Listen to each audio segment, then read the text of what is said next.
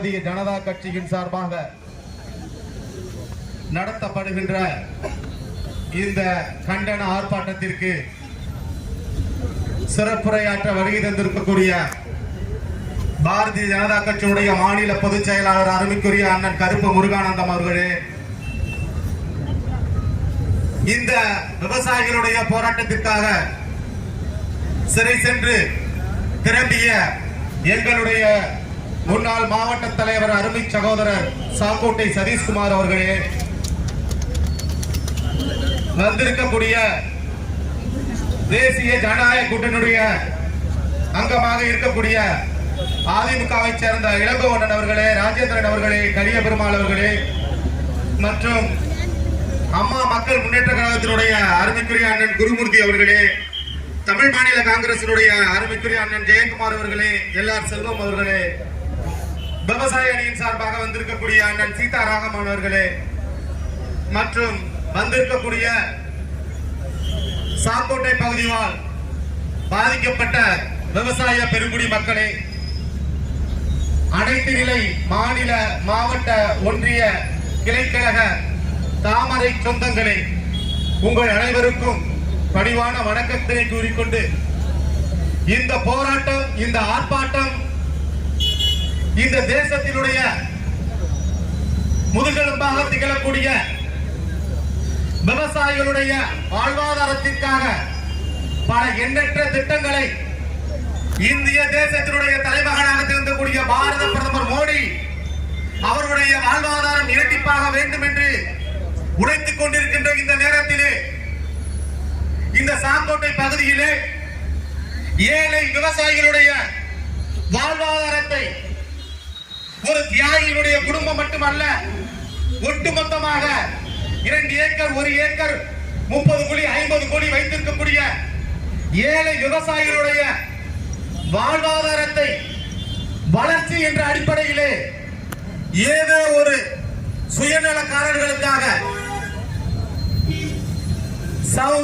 சவுந்தர் என்கின்ற இந்த பகுதியிலே ஏழைகளுடைய நிலத்தை குறைந்த விலைக்கு வாங்கி மிகப்பெரிய அளவிலே செல்வந்தர்களாக விலக்கிக் கொண்டிருக்கக்கூடிய அந்த நிலத்திலே ஏற்கனவே 2017 அதிமுக ஆட்சி இருந்த பொழுது ஒரு திட்டம், புறவழிச்சாலைக்கான ஒரு திட்டம் போடப்பட்டது. அந்த திட்டத்தின் அடிப்படையிலே ஒரு வரையறை செய்யப்பட்டது. அதை செய்தித்தாளிலே விளம்பரமாக கொடுக்கப்பட்டார்கள். யாருடைய இடங்கள் எல்லாம் எடுக்கப்படுகின்றது என்று ஒரு அறிவிப்பும் கொடுத்து விட்டார்கள். அதற்கு ஒட்டுமொத்தமாக தன்னுடைய நிலம் குறைந்த அளவு போனாலும் பரவாயில்லை, சகோதரி சொன்னார்களே, எங்களுடைய வாழ்வாதாரம் போனாலும் பரவாயில்லை, வளர்ச்சிக்காக இந்த பகுதியினுடைய கும்பகோணத்துடைய வளர்ச்சிக்காக எங்களுடைய நிலம் எடுக்கப்பட்டாலும் பரவாயில்லை, கொடுப்பதற்கு தயாராக இருக்கின்றோம். ஆனால் ஒட்டுமொத்தமாக இழப்பீட்டு தொகை அருகில் உள்ள செல்வந்தர்களுக்கு என்ன இழப்பீட்டு தொகை தருகின்றீர்களோ, அதாவது ஒரே சர்வே நம்பர்ல 10 மீட்டருக்கு அப்புறம் ஒரு வசதியானவர்களுடைய ஒரு திமுக காரருடைய நிலத்திற்கு சதுர மீட்டருக்கு 2000 சொச்ச ரூபாய் நீங்கள் மதிப்பீடு செய்திருக்கின்றீர்கள். அதே அருகிலே ஒரு 10 மீட்டருக்கு அருகிலே இருக்கக்கூடிய எங்களுடைய ஏழை விவசாயிகளுடைய நிலத்திற்கு வெறும் 86 ரூபாய் நீங்கள் கொடுப்பது எந்த வகையில் நியாயம் என்பதை நீங்கள் புரிந்து கொள்ள வேண்டும். அந்த நிலத்தில் நீங்கள் இன்றைக்கு நாம் ஒரு பத்திரப்பதிவு துறைக்கு போய் என்று சொன்னால், அங்கே உங்களுடைய நிலம் பதிய வேண்டும் என்று சொன்னால், அந்த பகுதியிலே சுற்றி இருக்கக்கூடிய சர்வே நம்பரில் எது அதிக சர்வே நம்பரில் உள்ள ஒரு மதிப்பீட்டு தொகையோ அதற்குத்தான் நீங்கள் முத்திரைத்தாள் வாங்க வேண்டும். ஆனால் அதே முத்திரைத்தாளுக்கு வருமானத்திற்காக அரசாங்கம் ஒரு செயலை எடுத்துக் கொள்கின்றீர்கள். இழப்பீட்டு தொகை என்று வருகின்ற பொழுது அந்த பகுதியில் உள்ள ஏழை விவசாயிகளுக்கு வெறும் 86 ரூபாய் கொடுத்து உங்கள் வயிற்றிலே அடிப்போம், எங்களை நீங்கள் என்ன செய்துவிட முடியும், நாங்கள் வசதியானவர்களுக்கு தான் இந்த அரசு நடந்து கொண்டிருக்கிறது. இந்த திராவிட மாடல் அரசு என்பது திருட்டு பண முதலைகளுக்கு மட்டுமான அரசு என்பதை நீங்கள் நிரூபித்துக் கொண்டிருக்கின்றீர்கள். அதற்கான சாவுமணியுடைய முதல் துளியாக இங்கே இருக்கக்கூடிய ஏழை விவசாயிகளும் ஒட்டுமொத்த பாரதிய ஜனதா கட்சியுடைய தேசபக்தருடைய கூட்டம் என்பதை நீங்கள் புரிந்து கொள்ளுங்கள். அது மட்டுமல்ல, எங்களுடைய முன்னாள் மாவட்ட தலைவரை கைது செய்ததற்கு பல காரணங்கள் வைத்திருக்கின்றீர்கள்.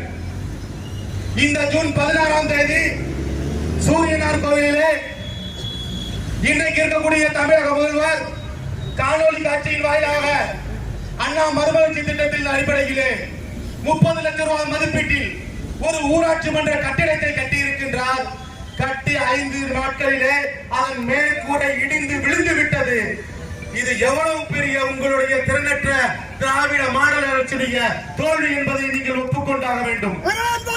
அது மட்டுமல்ல, அதை தட்டி கேட்க போன எங்களுடைய மாவட்ட தலைவரை அங்கே இருக்கக்கூடிய அந்த கான்ட்ராக்டர் ஒரு கட்டிடம் இடிந்து விழுந்ததற்கு பிறகு அவரை அந்த துறையின் சார்பாக அங்கே இருக்கக்கூடிய இன்ஜினியரை இந்த மாவட்டத்தினுடைய தலைவர், அதாவது மாவட்ட ஆட்சியாளர் அவர்கள் அங்க உள்ள இன்ஜினியர் ராஜேந்திரன் என்பவரை பணி நீக்கம் செய்து விட்டார்.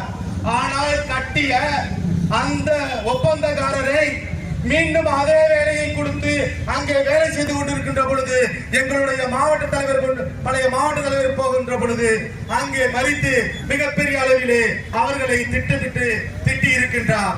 அது மட்டுமல்ல, அங்கே இருக்கக்கூடிய முன்னாள் ஊராட்சி மன்ற தலைவர் திருமிகு முருகன் என்பவர், அதிமுகவுடைய முருகன் என்பவரை ஒட்டுமொத்தமாக இந்த கான்ட்ராக்ட் வேலை செய்து கொண்டிருப்பவர்களுடைய முன்னாள் சேர்மன் திருமிகு பத்மாவதி கிருஷ்ணராஜ் அவர்தான் வைஸ் சேர்மன். நீங்க நான் ஆதாரத்தோட சொல்றேன், அவருடைய தம்பி தான் திரு சகாதேவன், இந்த ஒப்பந்தக்காரர், இடிந்து விழுந்த கட்டடத்தினுடைய ஒப்பந்தக்காரர். அவர் ஒட்டுமொத்தமாக அந்த முன்னாள் ஊராட்சி மன்ற தலைவர் அதிமுக சேர்ந்தவரும் இதை செய்தி சேகரிக்க செய்த அத்துணை பத்திரிகையாளர் மேலவும் நீங்கள் 1 கோடி ரூபாய்க்கு மான நஷ்டஈடு போட்டிருக்கீங்களே, மானங்கட்ட திமுக அரசு உங்களுக்கு அறிவில்லையா? ஒரு ஜனநாயகத்தின் தூண்களாக விளங்கக்கூடிய ஒரு பத்திரிகையாளர்களுக்கு நீங்கள் சவால் விடுகின்றீர்கள். இந்த தேசத்தின் பாதுகாவலாக விளங்கக்கூடிய ஒரு கட்சியினுடைய முன்னாள் மாவட்ட தலைவர் கேட்கின்றார்.